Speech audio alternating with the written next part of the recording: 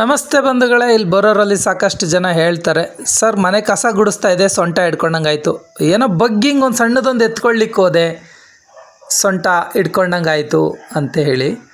So ಹಾಗಾದರೆ ನಮ್ಮ ಸೊಂಟ ಅಷ್ಟೊಂದು ದುರ್ಬಲವಾಗಿದೆಯಾ ಅಥವಾ ನಾವು ಜಾಗರೂಕರಾಗಿಲ್ವಾ ಅನ್ನುವಂಥದ್ದು ಇಲ್ಲಿ ಪ್ರಶ್ನೆ.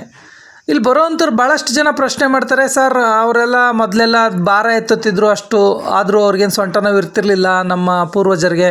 ಇವಾಗ ನಮಗೆ ಯಾಕೆ ಸರ್ ಸಣ್ಣ ಸಣ್ಣದು ಮಾಡೋಕ್ಕೆ ಹೋದಾಗಲೂ ಹಿಂಗೆ ಸೊಂಟ ನೋವು ಅಂತ? ಕಾರಣ ಇಷ್ಟೇ, ನಾವು ದುರ್ಬಲವಾಗಿದ್ದೀವಿ. ವ್ಯಾಯಾಮ ರಹಿತ ಜೀವನದಿಂದ ನಮ್ಮ ಮಸಲ್ಸ್ಗಳು ವೀಕ್ ಆಗಿದ್ದಾವೆ.